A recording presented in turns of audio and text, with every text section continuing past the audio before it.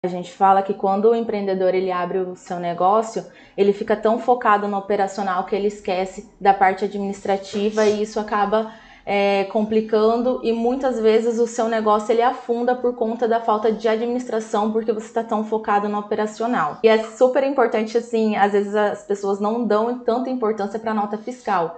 E para você fazer essa declaração, você sempre precisa da nota fiscal ali na declaração de imposto de renda, né?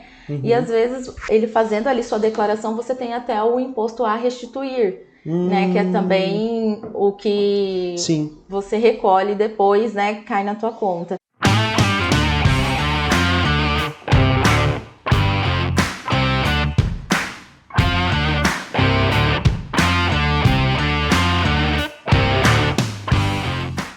Olá, seja bem-vindo ao nosso podcast Viver de Parto, onde nós vamos falar para você sobre as estratégias, os obstáculos que vão ajudar você, enfermeiro obstetra, a iniciar o seu negócio do absoluto zero e a chegar aos seus primeiros 15K de faturamento. E hoje eu estou aqui com a Leiliane, que é da CRCA. Eu sou o Matheus Albuquerque e a gente vai falar hoje sobre... O que é o nosso tema mesmo? Olá, meu nome é Leiliane, sou da CRCA Contabilidade, é um prazer estar aqui. E hoje a gente vai falar como você, uma profissional, pode iniciar o seu negócio sem ter um CNPJ ou tendo um CNPJ, né? O que fica melhor para você, para seu tipo de negócio.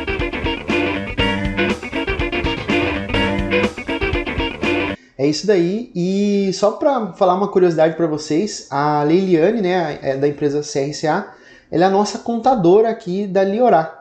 E a Leiliane também é prima da Laura, prima de segundo grau, não sei se parece, se vocês vão ver algumas características. Tudo no mesmo ambiente, né, Matheus? É isso daí. Prazer. E a Leiliane é sempre quem tá aí tirando as nossas dúvidas técnicas, jurídicas, contábeis, que a gente sabe que o Brasil é um país onde tem, sei lá, milhares de regras jurídicas e leis e tudo mais.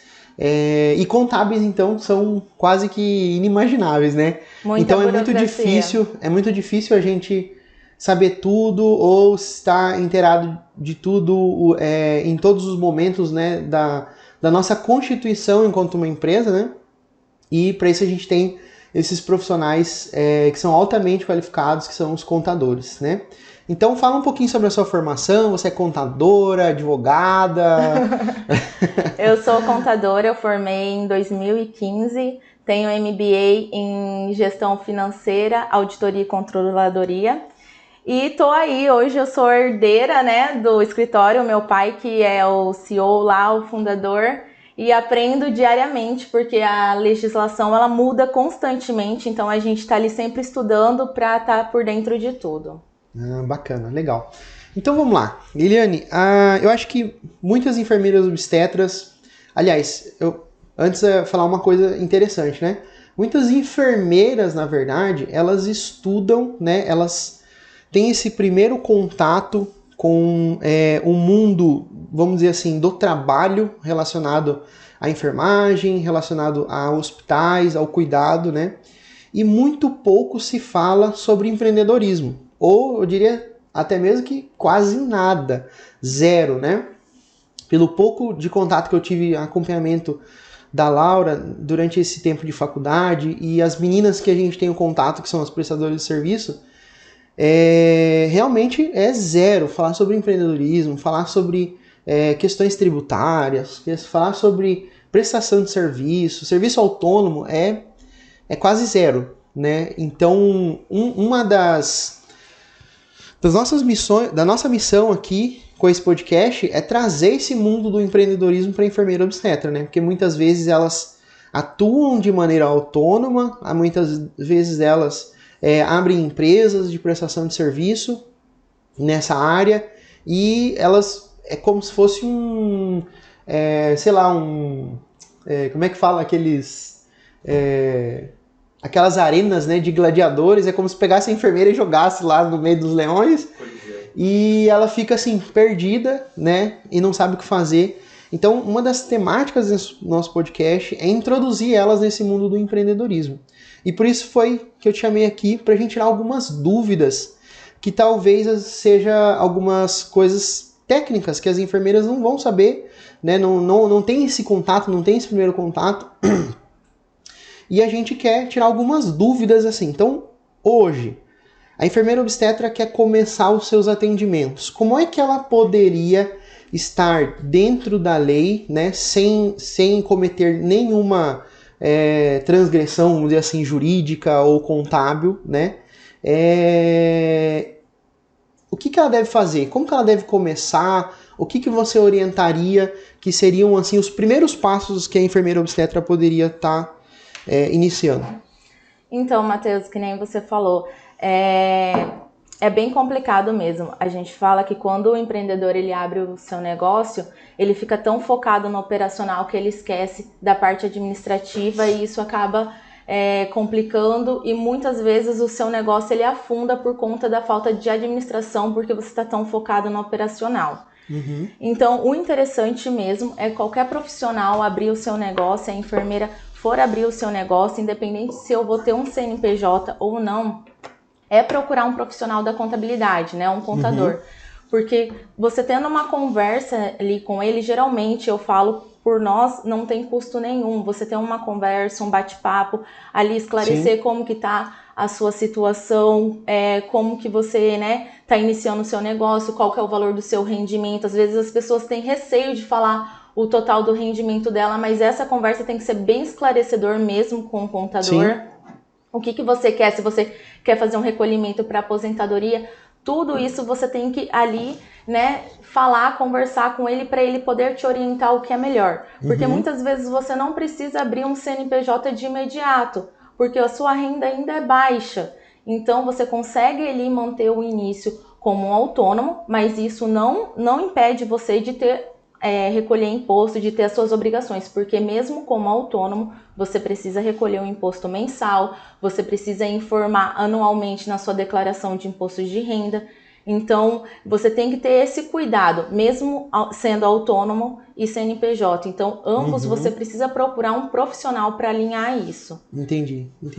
Eu estava até conversando com um amigo meu outro dia desse, ele é de São Paulo, e ele também trabalha nessa mesma área que a gente de lançamentos digitais, né?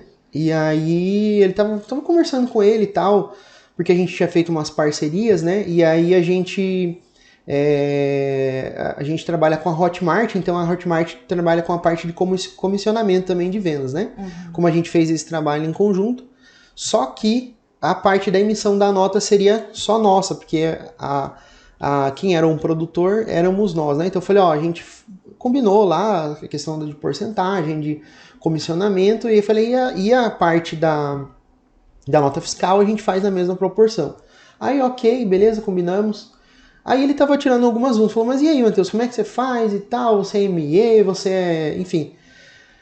Aí a gente conversando, eu falei, e você, como é que você faz com os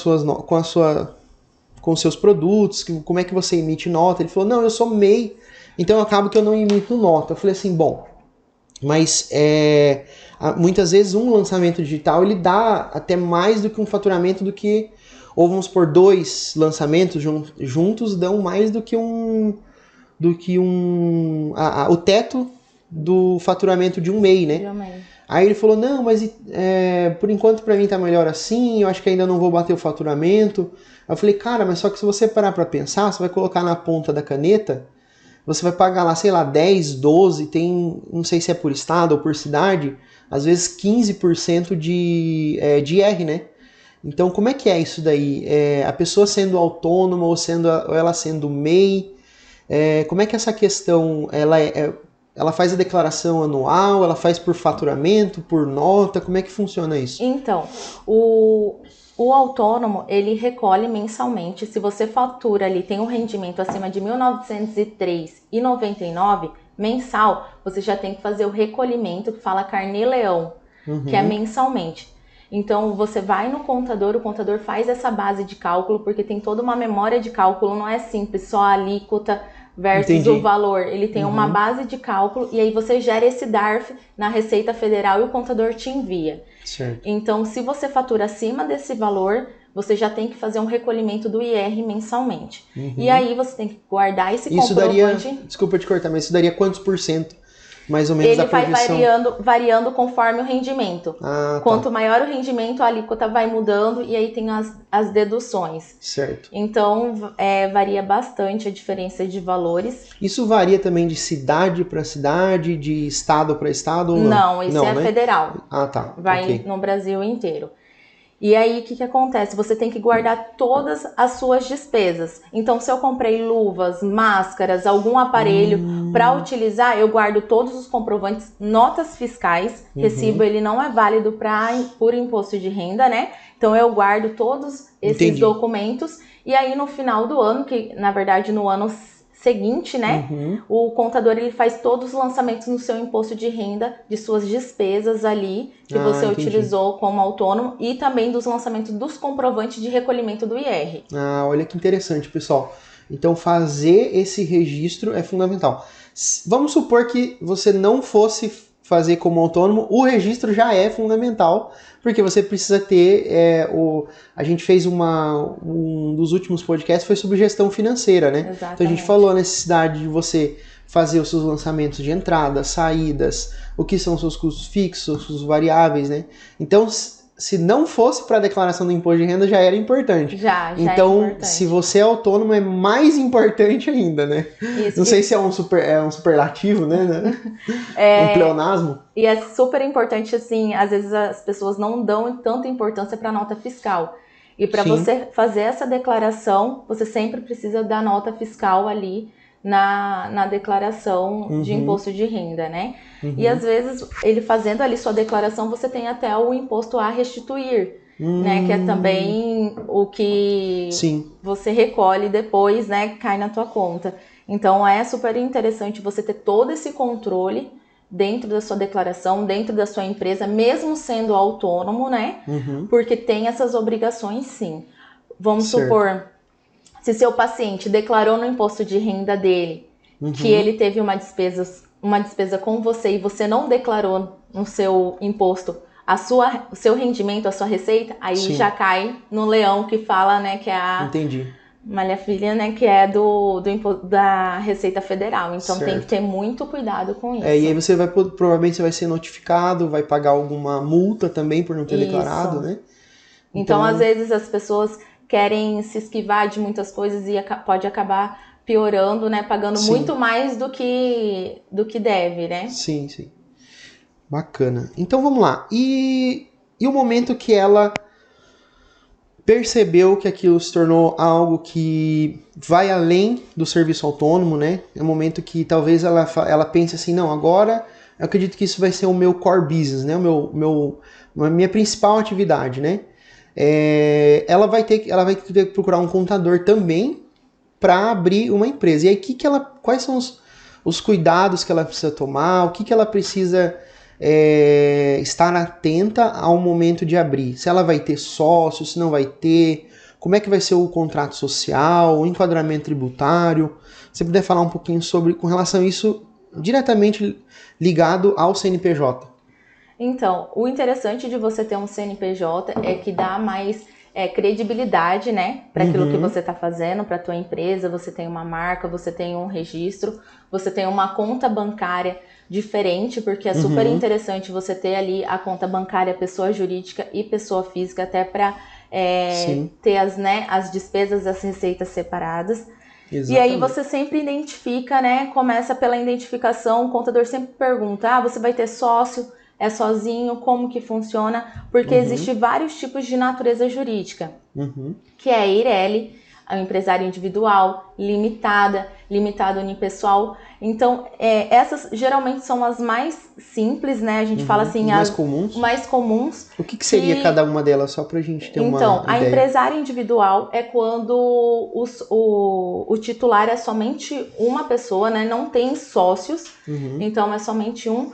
Só que o nome mesmo fala empresário individual, só que os bens pessoais, ele se mistura com os bens da empresa. Então, caso você tenha alguma dívida, algum processo, alguma coisa no CNPJ, mistura os seus bens ali. Então, a gente sempre indica uma Eireli, uma limitada unipessoal, porque a empresária individual geralmente não tem muitas vantagens, né? Entendi.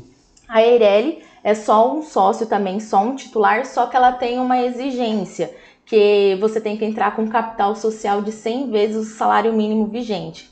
Certo. Então, é um valor bem alto para quem está iniciando. O que é o capital social? O capital social, ele é o valor investido, que você vai investir na empresa, né? Então, eu tenho que, para eu iniciar uma empresa, eu preciso ali de um valor, né? Um capital de giro, um valor para eu manter a empresa de início, né? Para comprar os equipamentos, comprar os insumos, os materiais para utilizar, que nem eu falei, máscara, luva. Então, o capital social, ele é ali para iniciar a empresa. Então, a moeda de hoje seria em torno de 100 mil reais o mínimo de investimento.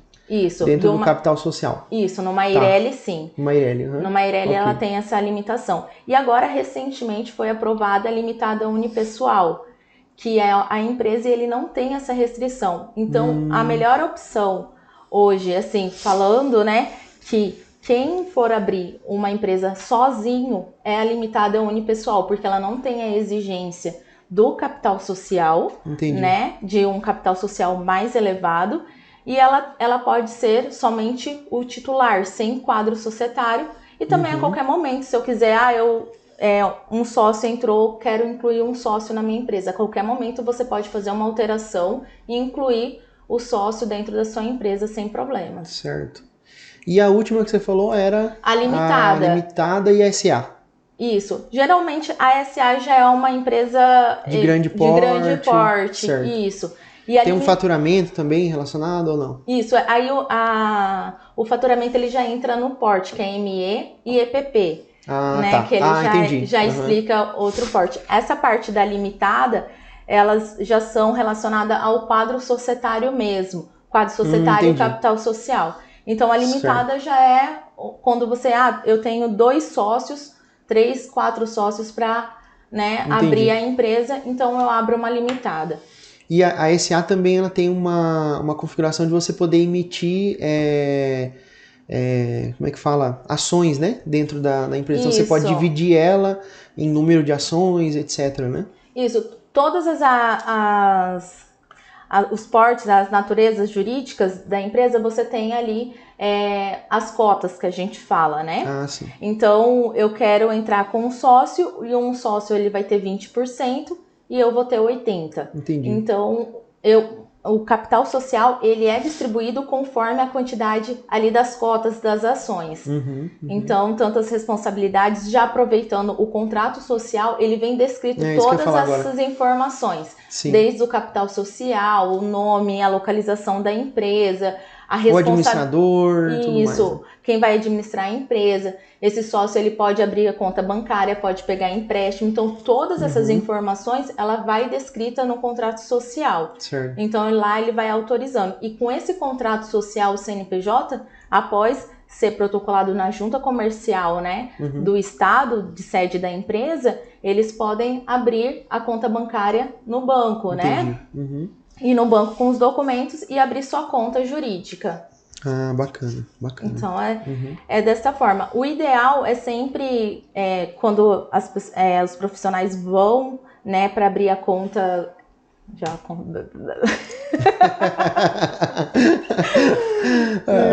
Quando o profissional ele procura nós para estar abrindo a sua empresa, nós fazemos uma análise de tudo isso, né? Sim. Você tem sócio, não tem... O contador já vai orientar, porque é natural que as pessoas já não saibam, né? Isso. Vai muitas vezes assim, sem saber... Já chegou profissional para nós, mas o que vocês fazem? Entendeu? Nossa, então, assim, realmente não tem a noção de toda a burocracia que exige. Às vezes vai num lugar e fala, precisa disso. Aí pesquisa, vê, não, é um contador. E acaba chegando lá sem saber o que nós fazemos mesmo. Então, independente da situação, é interessante porque Sim. cada pessoa, cada profissional, ele tem sua particularidade em relacionada a tudo, desde um funcionário público ou recebendo benefício. Então, é interessante. Sim. Entendi. Será que é o meu celular? Não. O bafão. O celular. Ô, Liliane, e é interessante a gente frisar aqui também que... Você quer atender? Pode atender. Não? Ah, então já dei um fim. Ô, Liliane, é interessante a gente frisar também a necessidade de, vamos supor, se você for ter um sócio, você tá buscando até mesmo um profissional da área do direito, né? Um advogado, para vocês chegarem num consenso nas cláusulas, até mesmo, por exemplo, não sei se é no contrato social que estaria determinado, vamos supor, a definição de prolabore, a definição de se vai haver retiradas ou não, qual é o teto de retiradas que talvez um sócio possa fazer ou não, e talvez, não sei se é o contador ou seria um advogado que poderia orientar melhor. Porque eu vejo hoje em dia, né, muitas sociedades que iniciam e acabam tendo esse tipo de problema, né? Porque daí não foi conversado antes, não foi combinado antes, e aí acaba tendo esse atrito, essa confusão, esse momento que realmente está relacionado com o emocional mesmo, né? E aí, se isso não foi combinado antes, no preto, no branco, no papel, acaba trazendo um problema futuro lá, né? Então, o que você recomendaria? Qual que é o melhor? Você acha que o contador mesmo consegue orientar com relação a isso, ou seria necessário um advogado? Então, quando você faz uma sociedade, depende muito, nós falamos que depende muito da intimidade dos sócios, né? Uhum. Então, se você quer prever ou precaver de qualquer problema, é interessante você fazer ali uma ata explicando todas as regras ali dessa sociedade, entre eles mesmo. Ah, tá, isso não precisa no contrato social, então. Não. Algumas nuances, né? Isso, você pode colocar todas as informações. Claro que tem algo importante que pode inserir ali dentro do contrato social, mas em questões de administração mesmo, você pode entrar num acordo antes de iniciar a empresa ali, e aí ambos assinam para evitar desde tomada de decisão, qualquer ação que nós formos fazer perante a empresa, precisa, né, de nós dois ter aprovado e tal. Então é interessante sim você fazer ali seria basicamente um contrato, né, entre os dois, né? Tá. Como se fosse uma lista ali de regras para manter a boa sociedade, né? Sim. Então depende, assim, é interessante sim fazer, porque no decorrer da sociedade vai surgir diversos atritos, diversos... E aí se tá documentado, não tem porquê isso chegar a uma disputa judicial, que é algo que é extremo, né? Eu diria que é extremo, né? Isso. E que, além do mais, acaba retirando a energia, né? Do sócio, retirando a energia da empresa, e algo que não precisaria, né, acontecer, né? Isso. Então, estando numa ata, isso já resguardaria, então, a gente sabe que para tomar essa decisão precisa da autorização dos dois, então Entendi. Quando um não autoriza, tem uma outra opção, então para alinhar certinho, né, é interessante ali fazer um acordo entre ambos. Eles mesmos podem fazer ou procurar um advogado também para orientar essas possíveis desavenças que podem ocorrer no decorrer da sociedade, né? Entendi. Então, muito importante, você enfermeira obstetra, se você for começar esse negócio com uma sócia ou um sócio, né, você tá sempre procurando orientação jurídica, orientação de um contador, para você uma contadora, né? Hoje é dia da mulher, inclusive, né? Parabéns às mulheres, né? Obrigada. Hoje é dia 8 de março que a gente tá gravando aqui esse podcast. Então, a minha próxima pergunta é com relação à sociedade simples. A gente estava até conversando aqui. Antes eu queria fazer um comentário com relação a isso de acordos que possam existir entre sócios. Eu estava ouvindo um podcast, porque eu gosto muito de podcast, né? Acho que é por isso que a gente fez aqui esse conteúdo em formato de podcast, porque eu acho que a gente aprende mais, né? Conversando, trocando ideia. Eu acho que, na minha concepção, é que você aprende mais do que se fosse uma aula, assim, né? Nossa, enfim. Então tem um podcast que eu sigo de um cara chamado Marcelo Germano. E ele estava contando sobre o processo de sucessão da empresa dele que ele fez, né? Ele pegou um dos funcionários, um dos melhores funcionários dele, e ele falou assim, ó, eu quero aposentar e eu quero passar essa empresa para alguém precisa, né, de sucessor. E isso é uma coisa interessante, porque muitos empreendedores não pensam no seu processo de sucessão, né? Imagina, tem empresas por aí que se o dono morrer, acabou a empresa, morre tudo. Por quê? Justamente porque tem aquela mentalidade centralizadora, não pensa né, em sistematizar os processos para que a empresa se toque mesmo sem depender do dono, né? Então, até no nosso último podcast a gente falou sobre a necessidade de processos, né? E aí ele estava contando a história. Então, quando ele foi passar a empresa para o sócio dele, né? Ele vendeu uma parte da empresa, outra parte ele, vamos supor assim, que ele cedeu, né? Do valuation da empresa para esse funcionário. Então ele ficou com 70% e o funcionário ficou com 30%. E ele seria o administrador da empresa, né? Dali para diante, né? Então ele estava contando, é justamente isso que a gente conversou aqui. Eles sentaram e combinaram tudo, né? Não sei se foi colocado no contrato social ou no ata, como você falou, né? Mas lá foi definido tudo. No caso, se ele morrer, o que acontece com a empresa? Se o que tem 70 morrer ou se o outro morrer. No caso do funcionário que ficou lá, que agora é o atual sócio, né? Se ele morrer, o que acontece, o que deve acontecer, né? Então, deve já ter alguém que possa fazer a sucessão, né? A família, como é que eles tratariam a questão das porcentagens e tudo mais. Se deveria ser paga a família ou não, ou se continua uma retirada, enfim. Isso é muito interessante porque daí existem uma série de coisas que a gente não pensa que vai acontecer, mas que no dia que acontecer, te dá um problemão enorme porque você não se precaveu antes, né? Você não sentou, não estudou, não foi atrás, né, de informação. É exatamente isso. Então, é sempre interessante, que nem eu te falei, essa parte de se algum dos sócios morrer, já no contrato ele já vem ali explicando, né, como que funciona tudo, mas a gente sempre pede pro titular, pro sócio, dar uma lida no contrato, verificar, e dá para incluir mais, né, opções. Pede pro contador, eu quero que coloque desta forma, eu tenho uma preocupação referente a isso, sim, né? Então sim. É sempre, que nem eu falei, desde o começo, ter aquela conversa aberta para já prevenir de qualquer possível problema, né? E é muito interessante mesmo essa questão de alinhar todas as, né, que nem você falou, a ata, tudo certinho para em ambos para evitar sócios, né? Eventuais problemas, né, que você possa ter, né? Tá, outra dúvida que eu tenho aqui, Leiliane, é com relação à sociedade simples. Eu não sei se são muito comuns que os advogados tenham uma sociedade simples, né? Associados, a gente sempre vem falando, né, muitas advocacias, sei lá, Aurora e Meirelles associados, né? Então, é possível que as enfermeiras obstetras tenham esse tipo de sociedade ou não? Quais são os pré-requisitos que ela precisa para talvez ter isso? Ou qual seria o melhor enquadramento que você diria com relação a isso? Realmente, a sociedade simples, ela tem para os advogados que eles fazem a protocolização, não faz a constituição direto na junta comercial, eles fazem na OAB. Tá. Então, existe essa possibilidade sim da sociedade simples, mas para advocacia.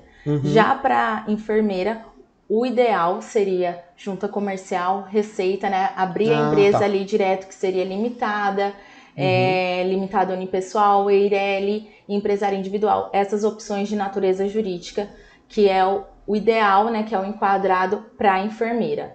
Seriam essas. Bacana. Então, tá bom. Eu acho que estamos chegando ao final da nossa conversa. Tem alguma coisa mais que você gostaria de falar, de recomendar? Tem os regimes se você quiser falar um pouco também, sobre, né? Que são o Simples Nacional, ok. O lucro presumido e o lucro real, né? Vamos lá, explica isso daí pra gente, é confuso, hein? O que é, pra que serve, é de comer, é de morder? Então, e qual é o melhor? O regime tributário é o formato, né? É o modo onde você vai recolher ali o imposto da sua empresa. O mais adequado, o melhor, né, é o Simples Nacional. Eu falo mais adequado no caso da atividade de enfermagem, Certo. aí nessa direção que nós estamos indo. Então, por quê? O Simples Nacional são vários impostos, várias guias numa única guia, né? Então, em vez de você recolher ali 4, 5 impostos, você vai recolher numa guia só. Por isso que fala simples, né? Que ele é simplificado no caso. Simplificado. Porém, a gente sempre pede para avaliar conforme ali o rendimento, se tem prolabore, se tem funcionário, para fazer toda essa avaliação para ver se realmente compensa. Porque tem empresa que não compensa ali manter no Simples Nacional. Entendi. Mas para quem está começando, o ideal é ser do Simples Nacional, ali que você vai recolher, se for naquela atividade, naquele KNAI, deixa eu até olhar aqui, o KNAI que nós falamos. Ah, é importante a gente falar sobre isso. O que é o KNAI? O KNAI é um código, né, que você tem da sua atividade, que a gente fala que é atividade de enfermagem. O KNAI é esse código, o código 865001. KNAI significa? Classificação Nacional das Atividades Econômicas, né? Certo. E aí eles têm os códigos. Então, a atividade de enfermagem, ela entra no código 865001. E aí tem aquelas outras atividades que entra daí parteira, né? Que é aquela 8690999. Então, são esses KNAIs que se enquadram à atividade de vocês. Então, ele vai estar no anexo 5, anexo 3, né? Que tem o fator R, que nós falamos, que vai entrar dentro dessas faixas do Simples Nacional. Então, conforme a sua atividade, você entra dentro de um anexo, dentro de um tipo de tributação do Simples Nacional. Entendi. Então, depende muito. Então, varia de produto ou de serviço a questão da faixa etária que você paga daquela atividade, no caso. Isso. Se você for emitir uma nota, lá na hora que eu vou emitir a nota, eu seleciono qual atividade ali, referente a esse valor, for essa atividade, eu seleciono, então ele vai se enquadrar a uma faixa, né, de valor ali de alíquota. Entendi. Geralmente, essa alíquota no anexo 3, ele começa 6%. Então, 6% do valor que você, né, emitir do seu rendimento, ele vai ser do imposto. Isso está dentro também relacionado com o faturamento, né? Aí conforme o faturamento ele sobe a alíquota, né? Isso, conforme o faturamento, ele vai pegando aí os últimos 12 meses, ele vai mudando de faixa e vai subindo a alíquota. Entendi. Bacana. Legal. Eliane, queria agradecer a sua presença aqui, agradecer a CRCA. Eu sei que vocês têm também vocês fazem atendimentos remotos também. Empresas de outras cidades vocês conseguem atender, né? Isso. Ou não? Como é que é? É só aqui em Cuiabá mesmo? Para prestadores de serviço, nós atendemos todo o Brasil. Tem algumas empresas que é de comércio também, que nós atendemos em alguns estados.